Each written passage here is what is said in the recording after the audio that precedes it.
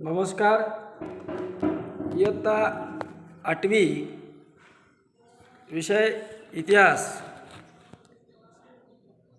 प्रकरण क्रमांक 6, स्वातंत्र्य चळवळीच्या युगास प्रारंभ. तर स्वातंत्र्य चळवळीचं युग याच्या अगोदर आपण बघितलं 1857चा स्वातंत्र्य लढा. सामाजिक प्रबोधन झालं. समाजाला समजू लागलं की आपल्या देशामध्ये या परकीयांनी केलेलं शोषण याबद्दल देशामध्ये जागरूकता निर्माण झाली. आणि त्यानंतर मग खऱ्या अर्थानं स्वातंत्र्य चळवळीच्या युगाला प्रारंभ झाला, सुरुवात झाली. आता आपण बघतो इंग्रजी शिक्षणाचं भारतीय समाज व्यवस्थेवरती, समाज जीवनावरती काही परिणाम चांगले झाले होते, काही वाईट झाले होते. म्हणजे संमिश्र अशा प्रकारचे परिणाम झाले होते. नवसुशिक्षित असणारा समाज घडवून आणलेल्या या प्रबोधनामुळं राष्ट्रीयत्वाच्या भावनेचं बीजारोपण झालं गेलं आणि भारताच्या वेगवेगळ्या भागातील ज्या काही चळवळी होत्या, या चळवळीमुळं वेगवेगळ्या प्रांतातील राजकीय संस्थांचं एक प्रकारचं एकसूत्रीकरण करणे, त्याचबरोबर राजकीयदृष्ट्या जागृत असलेल्या वेगवेगळे गट आहेत, या वेगवेगळ्या गटांना, वेगवेगळ्या व्यक्तींना एकत्र आणणे आणि राष्ट्राच्या हिताचे जे प्रश्न आहेत या प्रश्नांकडं लोकांचं लक्ष वेधून घेणे, राष्ट्राच्या आकांक्षा ज्या आहेत, इच्छा आकांक्षा त्या प्रकट करणे, यासाठी एक अखिल भारतीय स्तरावरची राजकीय अशा प्रकारची एक संघटना उभारली गेली. आणि अशा प्रकारची राजकीय संघटना उभी करण्यासाठी म्हणून त्या ठिकाणी एक अनुकूल अशा प्रकारची परिस्थिती निर्माण झाली गेली. कशी झाली गेली तर यामध्ये ब्रिटिश राजवटीमध्ये प्रशासकीय केंद्रीकरण, भारतावरती ब्रिटिशांची सत्ता आली, त्यांचं प्रशासन सुरू झालं आणि या प्रशासनामुळं भारतामध्ये खऱ्या अर्थानं एकछत्री अंमल सुरू झाला. म्हणजे एकछत्री अंमल याच्या अगोदर आपल्या देशामध्ये आपण बघितलं की वेगवेगळी लहान लहान संस्था होत्या, राजे होते, परंतु संपूर्ण भारतावरती एकछत्री अशा प्रकारचं ब्रिटिशांचा अंमल सुरू झालेला होता. आणि देशभर मग त्या अंमलानुसार देशभरामध्ये, संपूर्ण देशामधील वेगवेगळ्या प्रांतामधील, वेगवेगळ्या प्रदेशामधील असणाऱ्या लोकांना समान अशा प्रकारची धोरणं राबवण्याचं एकतंत्री अशा प्रकारचं एकछत्री अंमल झाला. सर्वांना कायद्याच्या समोर समान दर्जा, सगळे लोक आहेत, सगळ्यांना समान अशा प्रकारचा दर्जा, यामुळं लोकांमध्ये एक प्रकारची राष्ट्रीयत्वाची भावना विकसित झाली गेली. आता ब्रिटिशांनी आपल्या प्रशासनाच्या सोयीसाठी आणि लष्कराच्या जलद हालचालीसाठी रेल्वे, रस्ते यांचं एक प्रकारे जाळंच संपूर्ण देशभरामध्ये तयार केलं गेलं. परंतु या भौतिक सुविधांचा भारतीयांनाही फायदा झाला, भारतीय लोकांना सुद्धा त्याचा फायदाच झाला. जसं त्यांनी त्यांच्या राज्यकारभाराच्या सोयीसाठी म्हणून रेल्वेचं जाळं निर्माण केलं, पक्के रस्ते तयार केले राज्यकारभार चालवण्यासाठी म्हणून, आणि त्याचाच फायदा आपल्या भारतीय लोकांना सुद्धा या रेल्वेचा आणि पक्क्या रस्त्यांचा फायदा होऊ लागला. आता भारताच्या वेगवेगळ्या प्रांतातील लोकांचा परस्परांशी संबंध येऊ लागला. कशामुळं? एका ठिकाणाहून प्रवास करायचं म्हटलं तर त्या रस्त्यामार्फत वेगानं त्या ठिकाणी संवाद होऊ लागला. याच्या अगोदरच्या काळात कसं होतं, पत्र वगैरे पाठवणे आपण बघितलं, तर प्रवासाच्या निमित्तानं लोकांचा संपर्क जवळजवळ येऊ लागला, म्हणजे परस्परांशी अधिक संबंध येऊ लागला आणि त्यांच्यातील असणारा जो संवाद होता तो संवाद वाढला. अगोदरच्या काळामध्ये संवाद नव्हताच, तो वाढला गेला आणि त्यामुळं प्रत्येकाला माहीत झालं की आपण आपल्या देशाला स्वातंत्र्य मिळवूया, म्हणजेच एक प्रकारची राष्ट्रभावना त्या ठिकाणी काय झाली, वाढीस लागली. आता यानंतर आर्थिक धोरण, भारताच्या या संपत्तीचा ओघ अनेक मार्गाने आपण बघितलं इंग्लंडकडे जाऊ लागला, भारताचं शोषण होऊ लागलं आणि त्यामुळं इंग्लंडच्या या साम्राज्यवादी धोरणामुळं भारताचं एक आर्थिक शोषण व्हायला सुरुवात झाली. शेतकऱ्यांना सक्तीनं नगदी पिकं घ्यायला भाग पाडलं जाऊ लागलं. नगदी म्हणजे पैसे मिळवून देणारी पिकं, कॅश क्रॉप्स त्याला आपण म्हणूया. तर शेतकऱ्यांच्या शेतसाऱ्याचं ओझं शेतकऱ्यावरती लादलं गेलं. सततचा दुष्काळ पडू लागला आणि त्यामुळं भारतीय शेतीचा जो कणा होता तो कणाच त्या ठिकाणी मोडला गेला. कशामुळं? शेतसारा भरावा लागायचा, त्याचबरोबर शेतकऱ्यांना नगदी पिकं, पारंपरिक पिकं भारतीय शेतकरी घेत होता त्याच्यावरती सक्ती केली की तुम्ही नाही सांगाय, तुम्ही तसं नाही करायचं. त्यांच्या व्यापारासाठी आवश्यक असणारी जी काही पिकं आहेत, नगदी पिकं, चहा, नीळ, अशा प्रकारच्या पिकांना त्या ठिकाणी या इंग्रजांनी बंधनं घातली आणि त्याचवेळी सतत अशा प्रकारे संपूर्ण देशभरामध्ये दुष्काळ पडायचे. या दुष्काळामुळं भारतीय शेतीचा कणा एकीकडं काय झाला होता, मोडला गेला असं म्हटलं गेलं आहे. तर पारंपरिक उद्योगधंद्याचा ऱ्हास झाल्यानं, पारंपरिक उद्योग होते आणि या उद्योगाचा काय झाला, ऱ्हास झाला, बेकारी वाढली गेली आणि भांडवलदाराकडून कामगार वर्गाचं शोषण सुरू झालं. भांडवलदार म्हणजे कारखानदार. आता ब्रिटिशांच्या असणाऱ्या वेगवेगळ्या असणाऱ्या कापडी गिरण्या भारतामध्ये आलेल्या होत्या, वेगवेगळ्या प्रकारची उत्पादनं करण्याचे कारखाने ब्रिटिशांचे भारतामध्ये आलेले होते आणि त्या कारखानदारांना मिळणारा जो नफा होता तो त्यांना मुबलक अशा प्रकारचा नफा होत होता आणि त्यामुळं भांडवलदाराचा वर्ग आणि दुसरीकडं कामगाराचा वर्ग, कामगार अहोरात्र कामं करायचा परंतु त्याच्या कुटुंबाचा उदरनिर्वाह भागेल एवढेही त्याला त्या ठिकाणी पगार मिळत नसायचा. म्हणजे एकीकडं भांडवलदार श्रीमंत होत होता तर दुसरीकडं कामगार हा गरीब होत चाललेला होता. म्हणजे अशा प्रकारे कामगाराचं शोषण होऊ लागलेलं होतं. मध्यम वर्गावर नवनवे कर लागले. जे मध्यम वर्ग जे होते त्या मध्यम वर्गावरती वेगवेगळ्या प्रकारचे कर लादले जाऊ लागले. यामुळं लोकांच्या मनामध्ये एक प्रकारचा असंतोष खदखदत गेला. लोकांचा असंतोष म्हणजे बऱ्याच दिवसापासून लोकांना वाटत होतं किंवा आपल्या देशाला स्वातंत्र्य मिळावं, परंतु त्याचा कुठेही त्या ठिकाणी उल्लेख होत नव्हता. परंतु समाजातल्या प्रत्येक तळागाळातील लोकांनासुद्धा या ब्रिटिशांच्या शोषणाची चाहूल लागली गेली आणि प्रत्येकातल्या त्या ठिकाणी प्रत्येक लोकांच्या मनामध्ये एक प्रकारचा असंतोष मनामध्ये खदखदत गेला. पुढचा मुद्दा येतो पाश्चात्य शिक्षण. पाश्चात्य शिक्षणामध्ये पाश्चात्य शिक्षणाच्या प्रसारामुळं न्याय, स्वातंत्र्य, समता, लोकशाही अशा नवीन अशा प्रकारच्या कल्पनांची भारतीय लोकांना ओळख झाली. जे भारतीय लोकांना न्याय व्यवस्था कशी असते ती माहीत झालं.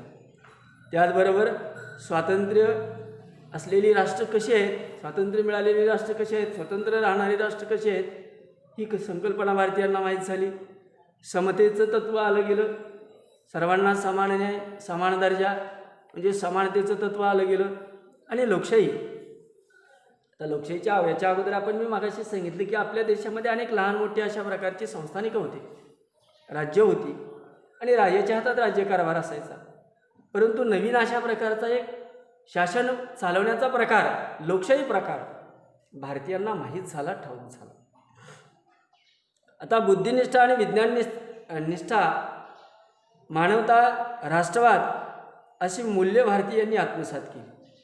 बुद्धिनिष्ठा म्हणजे जे आपण बघतो बघा, देशामध्ये आपल्या अनेक प्रकारचं स्वातंत्र्य मिळाल्यानंतर किंवा मिळाल्याच्या अगोदरही स्वातंत्र्यपूर्व काळामध्ये आपल्या देशामध्ये अनेक प्रकारच्या अंधश्रद्धा होत्या. लोकांमध्ये अशिक्षित असणारा समाज, अप्रगत समाज यांच्यामध्ये अनेक प्रकारच्या चालीरीती, रूढी, परंपरा, अंधश्रद्धा होत्या. परंतु हे इंग्रज जेव्हा भारतामध्ये आले आणि त्यांचे जे विचार आहेत ते भारतीयांनी आत्मसात केले, तेव्हा त्यांना भारतीयांना समजून आलं की बुद्धिनिष्ठा पाहिजे. बुद्धीला जे योग्य वाटेल, बुद्धीला जे पटेल तेच फक्त घ्यायचं. त्यानंतर सांगितलं दुसरं तत्त्व विज्ञाननिष्ठा. विज्ञानामध्ये आपल्याला काय शिकवलं जातं तर सत्यता पडताळून पाहिलं. ते प्रयोग करतो आपण, प्रयोग हे कसं होतं, कशात काय मिसळल्यानंतर कोणता पदार्थ तयार होतो, या अशा प्रकारची असणारी विज्ञाननिष्ठा वास्तव समोरासमोर त्या ठिकाणी दिसून येतं. आणि म्हणून विज्ञाननिष्ठा जागृत झाली. पुढं मानवता आणि राष्ट्रवाद, ब्रिटिशांच्या इंग्लंड या देशाबद्दल, या ब्रिटिशांना असणारा प्रेम, आपल्या देशाबद्दल वाटणारी आपुलकी, आस्था, तेच बघून भारतीयांना सुद्धा आपल्या देशाबद्दलचं त्या ठिकाणी राष्ट्रीय वृत्ती जागृत झाली. म्हणजेच राष्ट्रवाद निर्माण होऊ लागला, ओळख झाली गेली. आता ही सर्व तत्त्व भारतीयांनी आत्मसात केलेली होती आणि त्यामुळं आपल्या देशाचा कारभार करण्यासाठी आपण सक्षम आहे आणि या मूल्यांच्या आधारावर आपल्या देशाची उन्नती साधावी, अशा प्रकारची भावना भारतीय लोकांच्या मनामध्ये रुजू लागली, निर्माण होऊ लागली. आता इंग्रजी भाषेमुळं भाषिक विविधतेचं संपन्न असलेल्या भारताला संपर्काचं एक नवीन अशा प्रकारचं माध्यम मिळालं. कशामुळं? इंग्रजी भाषा. आणि या इंग्रजी भाषिक बोलणारे जे काही वेगवेगळ्या प्रदेशावरचे असणारे लोक होते, विविधतेनं संपन्न असलेल्या या भारताला या असणाऱ्या संपर्काचं एक नवीन अशा प्रकारचं माध्यम इंग्रजी भाषा हे मिळालं गेलं. पुढचा मुद्दा येतो भारताच्या प्राचीन इतिहासाचा अभ्यास. आता यामध्ये बघा, प्राचीन इतिहास, भारताला आपल्या फार जुनी रूढी परंपरा आहेत, प्राचीन अशा प्रकारची असणारी संस्कृती आहे, जगामध्ये महान संस्कृती समजली जाते. तर अशा या प्राचीन इतिहासाचा अभ्यास करणारे भारतीय अभ्यासक, त्यांच्याबद्दल थोडीशी माहिती दिलेली आहे बघा. कोलकाता या ठिकाणी ब्रिटिशांनी एशियाटिक सोसायटीची स्थापना केली. कुठं केली? कोलकाता या ठिकाणी. कुणी केली? तर एशियाटिक सोसायटीची स्थापना केली. भारतीय आणि पाश्चात्य विद्वान त्यामध्ये होते बघा. भारतीय संस्कृतीचा अभ्यास त्यामध्ये केला गेला. या सोसायटीमध्ये करण्याच्या उद्देशानं, अभ्यास करण्याच्या उद्देशानं ही सोसायटी स्थापन केली गेली. त्यामध्ये काही भारतीय विद्वान होते, काही परकीय विद्वान होते. आता त्यामध्ये मग संस्कृत आणि फारसी आणि अन्य भारतीय भाषा, ही आपल्या देशामधली प्राचीन भाषा संस्कृत आहे, फारसी भाषा आहे, किंवा अन्य वेगवेगळ्या प्रदेशावरच्या वेगवेगळ्या भाषा आहेत. या वेगवेगळ्या प्रदेशावरच्या वेगवेगळ्या भाषांमधील असणारी जी काही हस्तलिखित आहेत, त्या हस्तलिखित तपासून त्या ठिकाणी पाहिली जाऊ लागली आणि त्यावरती संशोधनं त्या ठिकाणी प्रसिद्ध होऊ लागली. आता डॉक्टर यामध्ये भाऊदाजी लाड, डॉक्टर राघव भांडारकर अशा काही भारतीय विद्वानांनी प्राचीन भारतीय संस्कृतीचा सखोल अशा प्रकारचा अभ्यास केला गेला आणि आपल्याला प्राचीन समृद्ध वारसा लाभलेला आहे हे समजल्यानं भारतीयांची जी काही अस्मिता होती, ती भारतीयांची अस्मिता जागृत झाली गेली.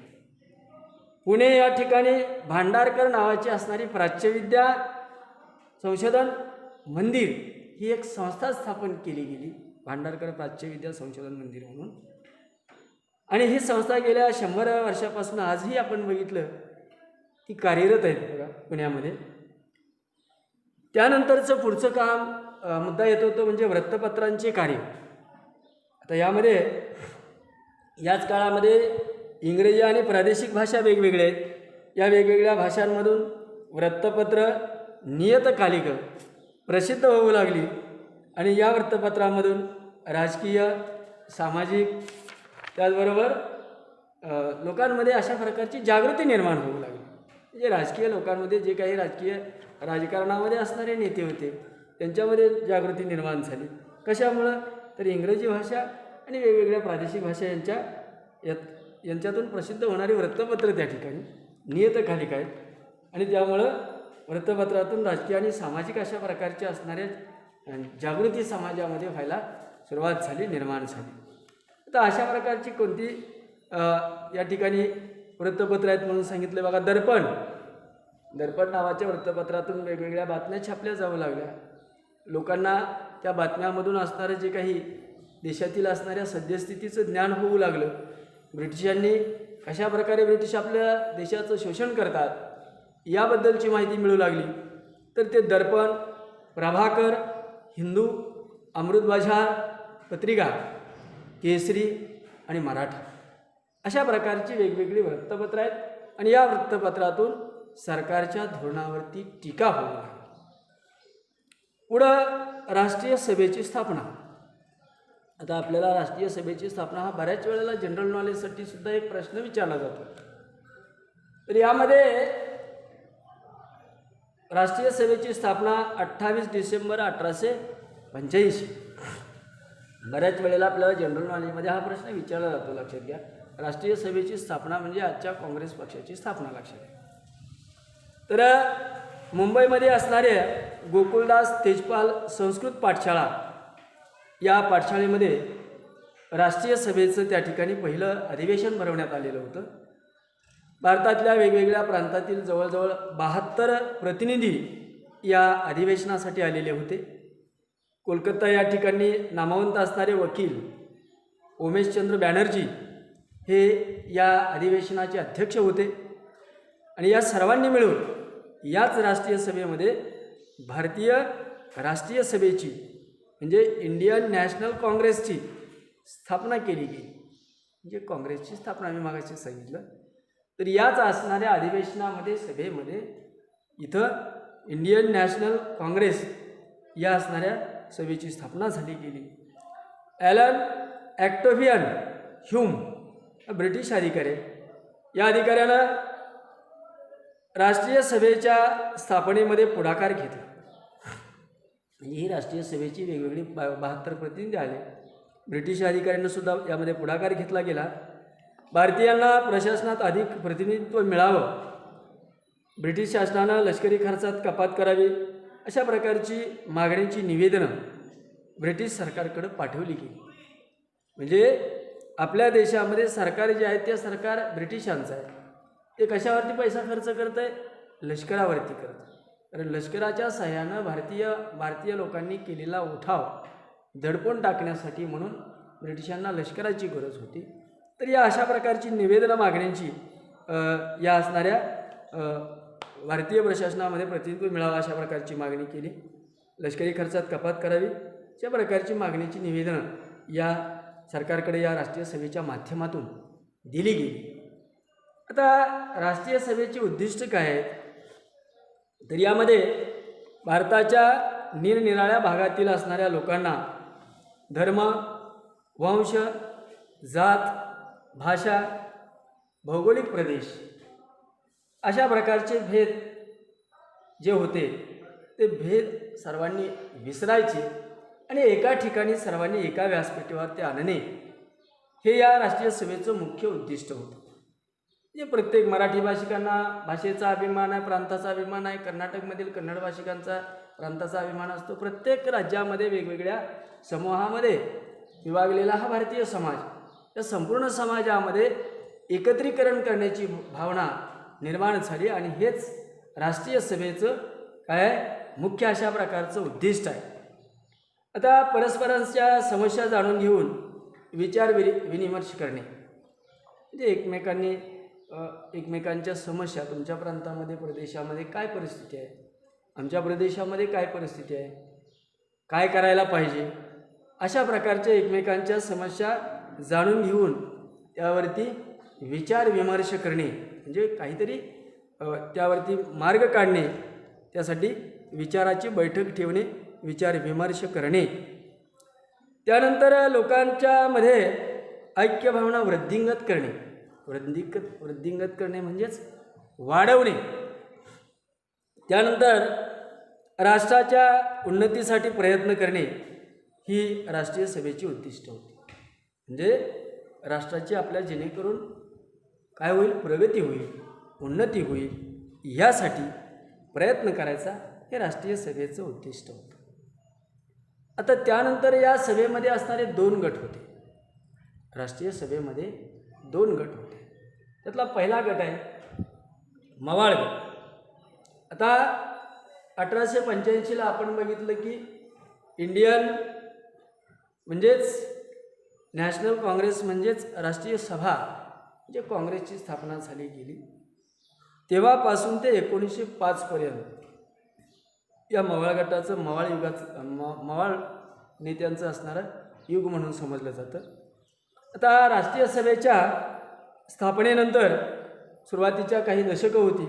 या दशकामध्ये त्यांचं कार्य संतपणे आणि सातत्यानं सुरू होतं. सावकाशपणे या मवाळ गटाचं कार्य सुरूच होतं. स्थापना झाल्यानंतर राष्ट्रीय सभेचे जे नेते होते ते वास्तववादी आणि उच्चशिक्षित होते.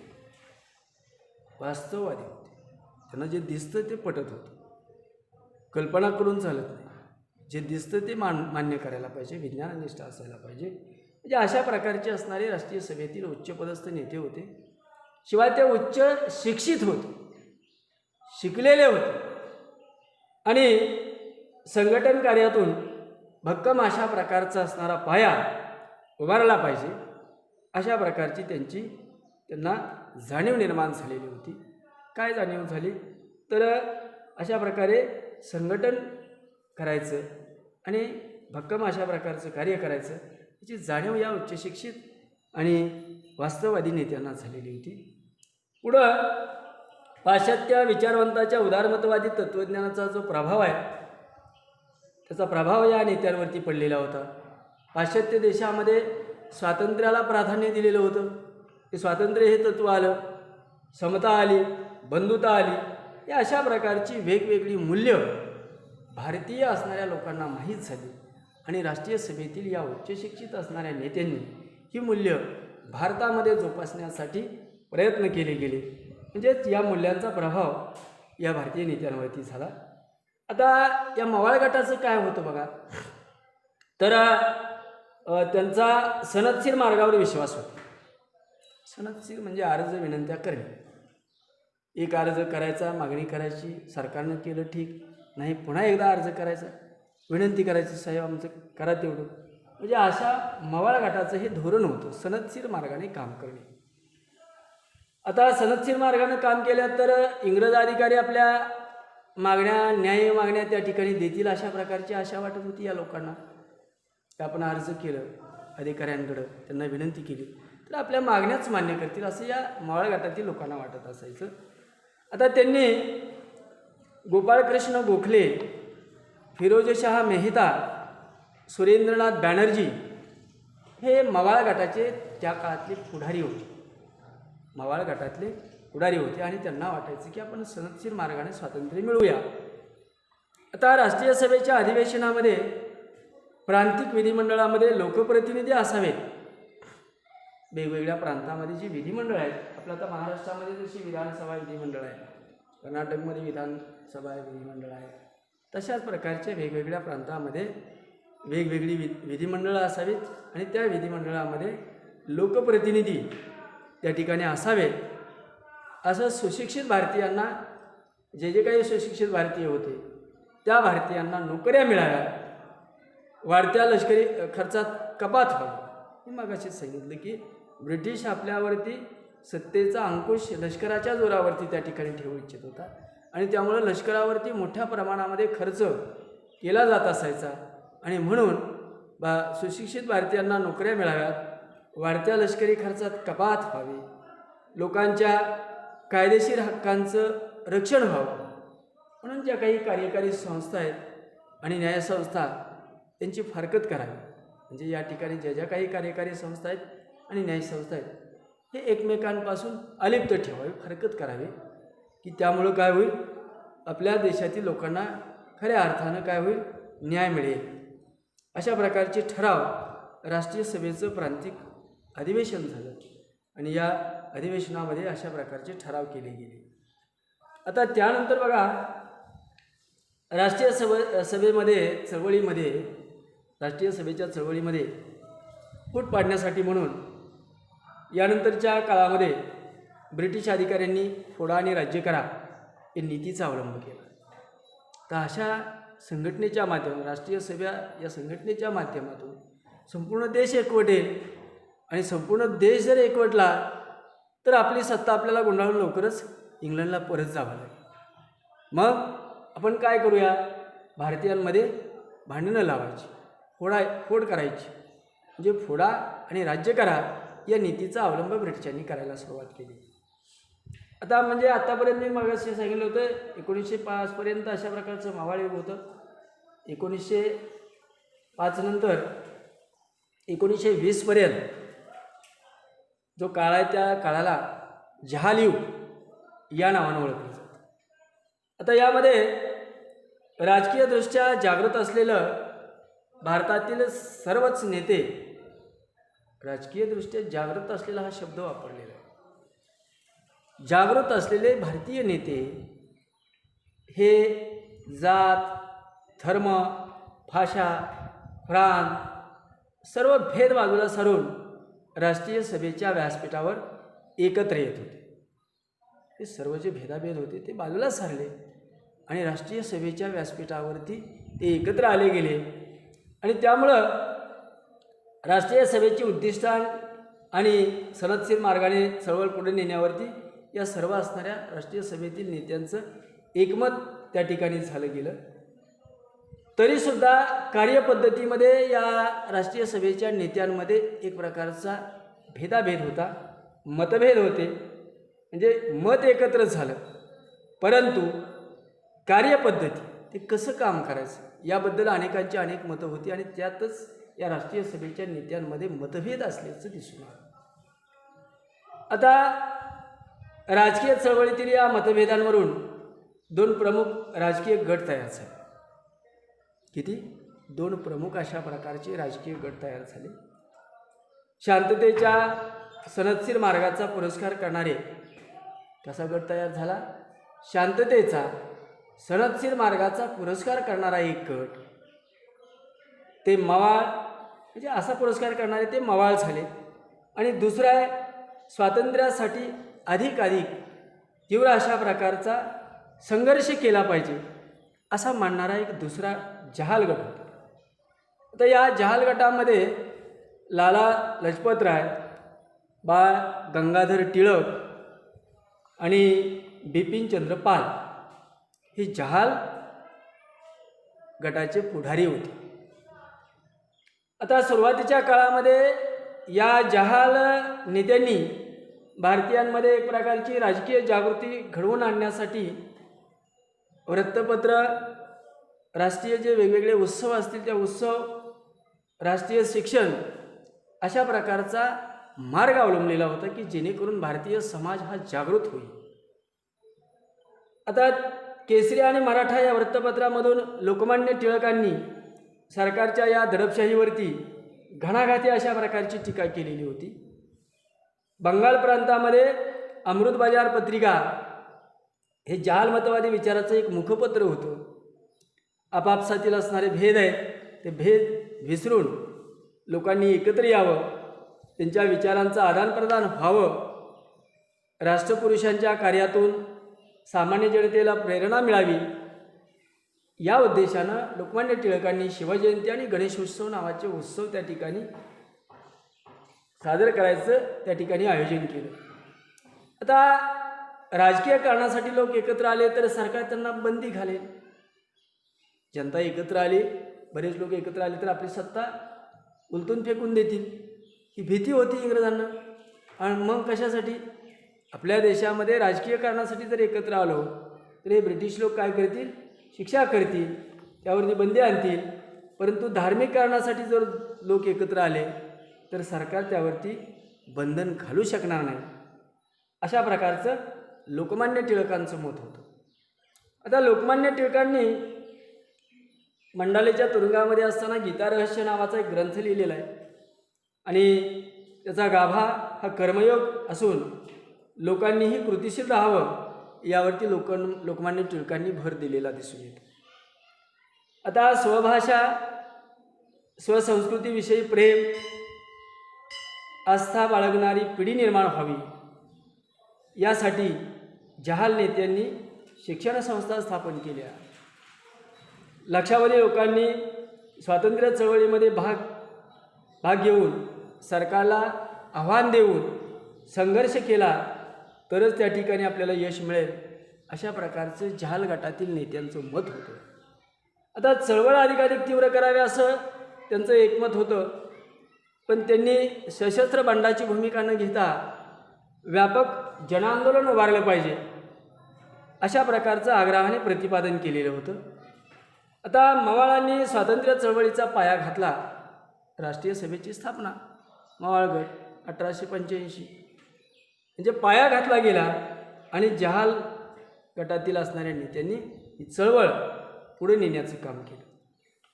आता 1897ला पुण्यामध्ये प्लेग नावाचा रोग आला, साथ आली आणि या साथीनं पुण्यामध्ये सगळीकडे हाहाकार उडवला.